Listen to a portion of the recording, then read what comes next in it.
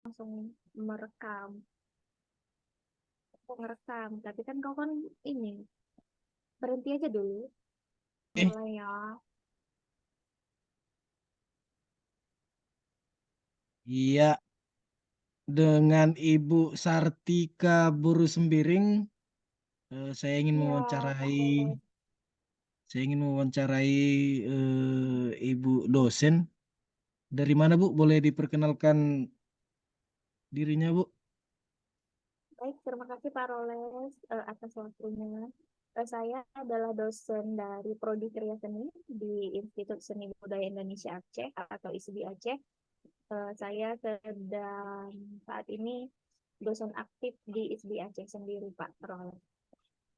Iya, terima kasih Bu Sartika. Dan kebetulan Ibu Sartika ini adalah teman teman kuliah dulu ya, satu stambuk. Dan Ibu ini mendapatkan kesempatan sebagai dosen di Institut Seni Budaya ya. Oke Bu, untuk wawancaranya kita langsungkan saja Bu, supaya tidak berlama-lama. Yang mau saya tanyakan Bu, menurut Ibu, faktor penyebab rendahnya motivasi atau minat belajar siswa dalam pembelajaran seni rupa itu, terkhusus dalam menggambar bentuk still life, menurut Ibu bagaimana Bu? Kalau untuk rendah minat belajar siswa sendiri, Pak Roles, khususnya kita di seni rupa ya, mungkin Pak Roles lebih spesifik lagi tentang menggambar bentuk still life ya Pak. Jadi kalau kita berbicara tentang rendahnya minat siswa ini sebenarnya pertama kali adalah balik lagi dari ke siswanya sendiri Pak Roles. Jadi Siap. di dalam pembelajaran itu sebenarnya siswa ini mulai dari internalnya. Terkadang mereka kondisi dari rumah berangkat sendiri kadang belum siap untuk masuk ke sekolah. Entah karena mungkin kadang belum sarapan, bisa saja mungkin mereka ada masalah dengan orang tua atau malas ke sekolah. Nah, itu adalah faktor internal sebenarnya. Nah, kemudian faktor yang kedua adalah faktor eksternal, yaitu lingkungannya Pak Roles. Bisa saja memang di dalam kelas yang mungkin Pak Roles ajar itu adalah mereka itu memang tidak minat dengan pelajaran seni rupa tadi Pak Roles. Jadi ketika kita Pak Guru, Bu Gurunya masuk, mereka itu kayak kurang tertarik. Nah, jadi penyebabnya adalah ada banyak faktor, faktor internal dan eksternal. Kemudian adalah dari keterampilan siswanya sendiri, Pak Roles. Bisa saja memang mahasiswa itu kurang minat sehingga kemampuan dia dalam menggambar juga kurang. Sehingga ketika dia menggambar kemampuannya kurang, kemudian dia merasa untuk membuat tugas atau menyelesaikan proyek itu kayak malas-malasan, Pak Roles. Jadi itu bisa kita anggap sebagai penyebab secara umum rendahnya minat siswa belajar ya, khususnya apalagi menggambar, lebih-lebih dengan still life. Seperti itu Pak Roy. Iya, iya Bu, terima kasih Bu untuk jawaban dari soal pertama, wawancara pertama. Yang kemudian saya tanyakan Bu, apa aja sih kesulitan yang sering dijumpai guru-guru, misalnya kayak ketika menggambar, mengajar, ketika mengajar Bu. Kalau baik Pak Roy, jadi kalau kesulitan yang sering kita hadapi ya sebagai pendidik itu sangat beragam Pak Roy. Jadi secara umum ya, gambaran umum yang sering kita jumpain ketika kita proses mengajar itu kesulitannya adalah satu, kurangnya sarana dan fasilitas. Iya Bu. Terkadang ketika seorang guru sudah punya media pembelajaran yang bagus, punya pembelajaran yang inovatif, ternyata ruang dan cara prasarana dalam kelas itu tidak mendukung. Misalnya, Pak Roles ingin menampilkan misalnya video-video cara menggambar stilat yang bagus seperti itu. Tapi ternyata dalam ruangan kelas belum adanya itu LCD proyektornya, Pak. Jadi terkadang kan bukan terkendala, tapi lebih ke terhambat proses pembelajaran. Kemudian kemampuan dalam menggunakan IT gurunya itu bisa juga menjadi penghambat. Kemudian adalah kemampuan siswanya dalam menggunakan IT juga. Jadi ketika ada sebuah proses pembelajaran, sarana prasarana kemampuan siswa dan kemampuan guru juga menjadi faktor penyebab adanya kesulitan-kesulitan yang sering kita hadapi, Pak. Terkadang ketika kita sudah siap memberikan pembelajaran, siswanya tidak punya alat lah, tidak bawa bahan Hmm. lah, tidak menyiapkan apa namanya apa-apa aturan yang udah diberikan sama gurunya. Jadi ketika kita mau mengasih pembelajaran, mereka tuh banyak alasan.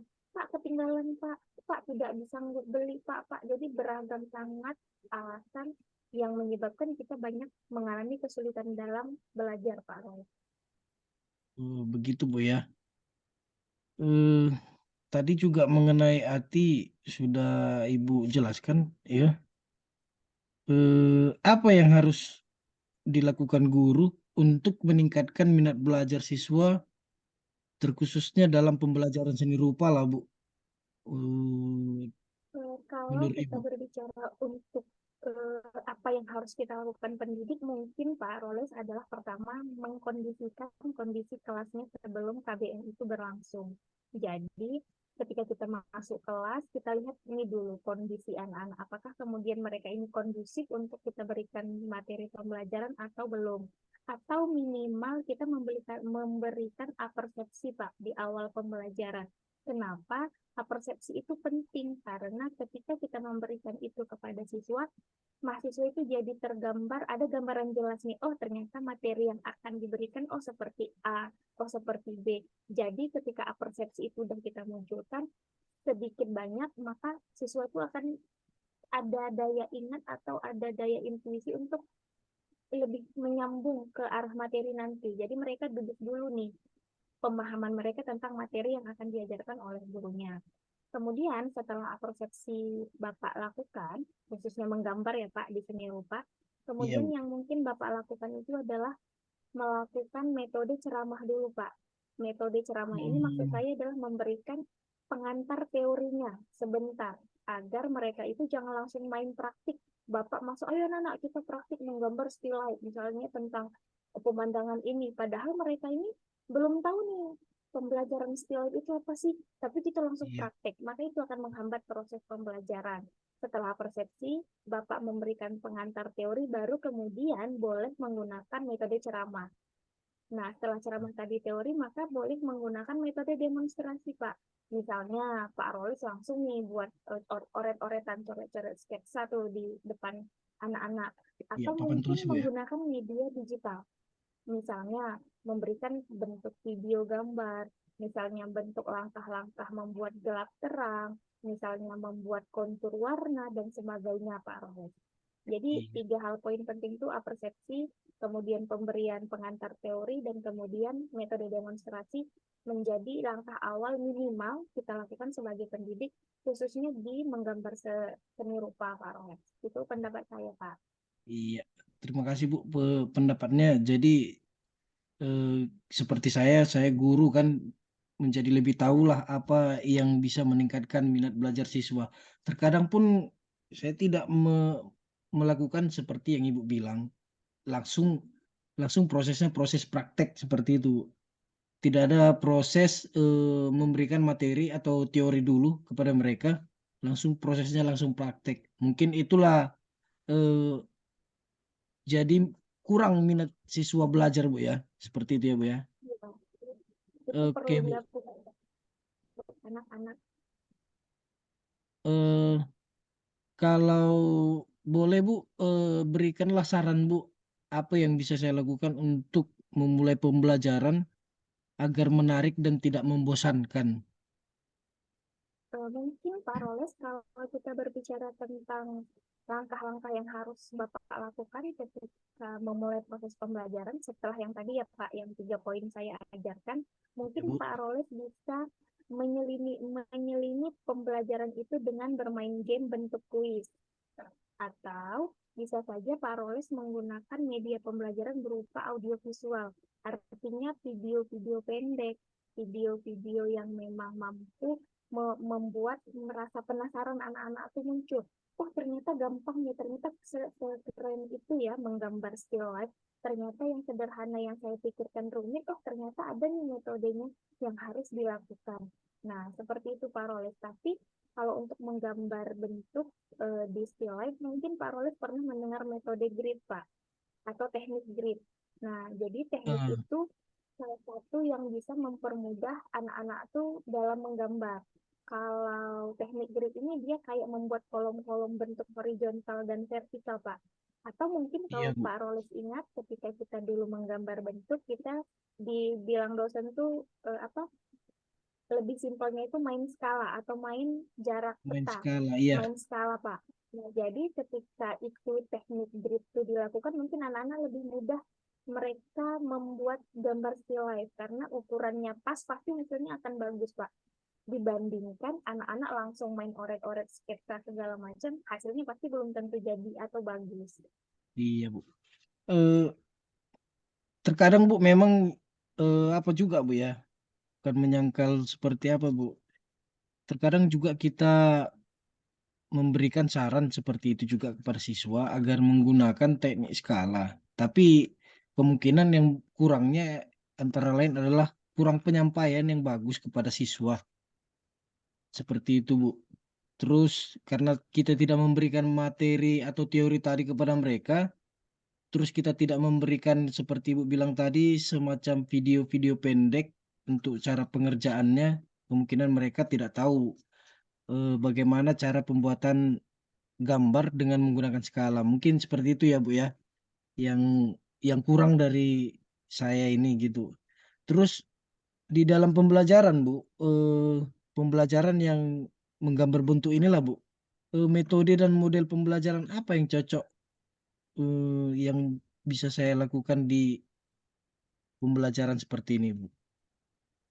Metode Kalau dan kita mau model. tahu metode dan model pembelajaran Pak Roles, mungkin kalau metode yang tadi mungkin lebih ke demonstrasi dulu kan Pak, itu memang wajib ya kalau untuk menggambar. Itu mau Iya, tidak Bu. mau harus ada, tidak boleh kita tinggalkan kepada anak-anak khususnya pembelajaran seni rupa. Kalau model mungkin Pak, kalau kita sekarang nih ya kurikulum ya, baik itu di sekolah maupun di kampus kan kita kadang nih kalau kami di kampus nih MBKM, Merdeka Belajar, Belajar Merdeka gitu kan Pak. Ada juga mungkin kita mendengar sering HOTS, Coach, iya, Bu. High Order Back Thinking order Skill thinking. kan Pak. Nah jadi kalau kita berbicara yang ingin kita laksanakan tadi bisa tercapai, mungkin PJBL bisa Pak Bapak lakukan. Artinya Project Based Learning. Kenapa? Karena ketika kita memberikan suatu apa ya instruksi sebuah apa namanya sebuah tugas project untuk anak-anak tuh mungkin anak Hmm. itu akan lebih leluasa ingin mau buat apa nih, misal Bapak mau temanya still life misalnya tentang perkakas rumah tangga nih, misalnya Iya, iya, alat-alat Bu. dapur. Ketika Bapak melakukan proyek PBJL tadi, mungkin anak-anaknya kan bebas memilih. Oh, mereka mau mau alat peralatan yang mana nih mau dilakukan. Artinya kan itu lebih ke kemandirian mahasiswanya tadi, Pak. Artinya kita Iya, Bu. memberikan sebuah apa ya, sebuah stimulasi sama anak-anak tadi, jadi mereka tuh lebih bebas. Oh, oke. Okay. Nah, jadi lebih kepada apa istilahnya peran aktif lebih banyak ke siswanya dibanding kita pendidik. Karena ketika kita guru cukup dengan instruksi umum, gambaran umum, maka anak-anak itu sendiri yang harus lebih aktif dalam proses pembelajaran.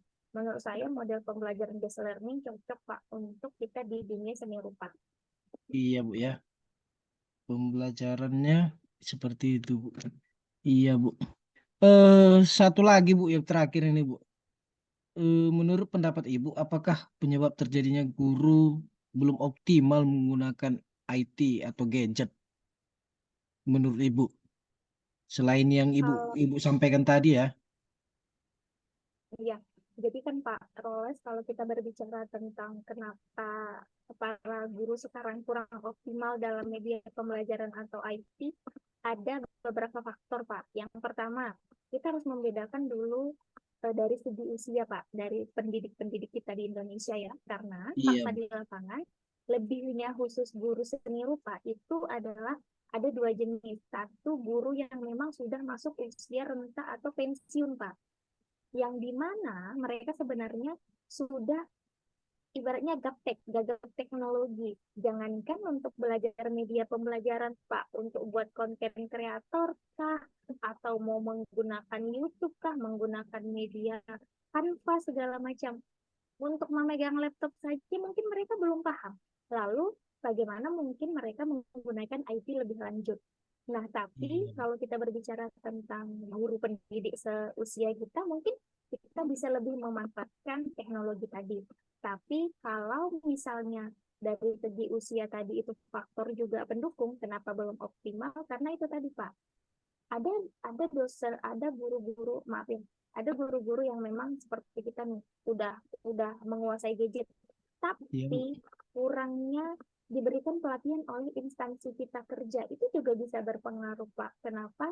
Karena kalau kita sebagai guru memang kewajiban adalah mengeksplor kemampuan, mengeksplor diri kan, Pak. Tapi Iya. ketika misalnya sekolah menyediakan pelatihan-pelatihan untuk guru, meningkatkan pengembangan kompetensi, maka menurut saya guru-guru di Indonesia ini bisa melakukan apa namanya, upgrade ilmu, terlebih penggunaan IT tadi, Pak. Karena mau tidak mau di lapangan banyak sekali. Mungkin Pak Roles pasti mengalami itu di lapangan, bahwa Iya, Bu. ketika Sering kita banget. kadang menggunakan LCD proyektor aja, mungkin anak-anak tuh nggak paham menghidupkan. Pak, tombol mana Pak yang mau dihidupkan Pak? Nah, seperti itu. Iya. Lalu ketika kita memberikan instruksi anak-anak, nanti coba ya cari ya contoh kasus tentang menggambar still life tentang teknik arsiran ya anak-anak. Baru mereka bilang, aduh Pak, kami nggak ngerti Pak, nggak punya handphone Pak. Aduh Pak, nggak ada kuota internet. Jadi hal-hal itu yang menghambat kenapa kemudian penggunaan teknologi dan media pembelajaran tadi tidak efektif. Jadi Hmm, harus ada dukungan stakeholder secara umum. Sekolah memberikan fasilitas, memberikan pelatihan kepada guru, guru pun secara aktif dan secara sadar mengupgrade skillnya. Jadi tidak bermalas-malasan, Allah anak-anak sekarang kan udah pintar gadget, nggak usah diajarin. Nggak seperti itu juga, Pak. Jadi semua guru, siswa, dan stakeholder instansi harus ikut turut serta. Anak-anak juga gitu. Pasti mereka tuh melek banget sama teknologi. Makanya kemudian adalah literasi digital anak-anak sekarang tuh mereka lebih suka membaca dari gadget bentuk e-book atau PDF dibanding baca buku manual, Pak. Kalau kita suruh ke perpus, Allah Pak malas. Coba ambil gadgetnya, yuk kita cari jurnal ini. Oh, langsung baca. Langsung cepat tanggap, Pak. Seperti itu, Pak. iya. Menurut pandangan saya. Terima kasih Bu atas pandangan-pandangan Ibu yang menarik untuk dicantumkan nanti di apa ya Bu, di masalah LK 1.2 mengenai eksplorasi masalah pembelajaran Bu. Jadi sedikit banyaknya saya mengucapkan terima kasih kepada Ibu telah menyempatkan diri untuk melakukan wawancara kepada saya. Walaupun waktu Ibu sebenarnya agak padat gitu ya kan. Eh, Tanpa bilang apalah Bu, saya mengucapkan banyak terima kasih lah Bu. Seperti itu Bu. Sama-sama, Pak. Selagi saya bisa membantu sebagai teman yang pernah satu angkatan kuliah, pasti saya selalu membantu, Pak. Siap Mungkin Bu. sedikit banyak jawaban saya mungkin belum bisa memberikan solusi yang sangat tepat untuk permasalahan tugas-tugas Bapak dalam rentang waktu yang dibutuhkan. Saya juga mohon maaf, Pak, karena saya juga masih sangat banyak harus belajar tentang media pembelajaran dan sebagainya. Jadi memang kita sama-sama belajar. Apa yang saya pahami, yang bisa saya berikan Pak. Semoga ilmu yang singkat, padat, dan tepat kita anggap dalam wawancara Zoom ini semoga bisa membantu Pak Roles dan semoga permasalahan-permasalahan yang akan diangkat Pak Roles bisa kemudian kita perbaiki sama-sama ketika di lapangan Pak Roles ya. Siap Bu. Terima Baik kasih Bu. Pak. Oke Bu. Oke Pak Roles, selamat malam. Selamat malam dan semoga sehat selalu. Ibu menjadi dosen yang baik di sana dan semua pekerjaannya lancar. Salam buat keluarga Pak Roles ya. Ya, terima kasih Bu. Terima kasih Pak. Oke, ya.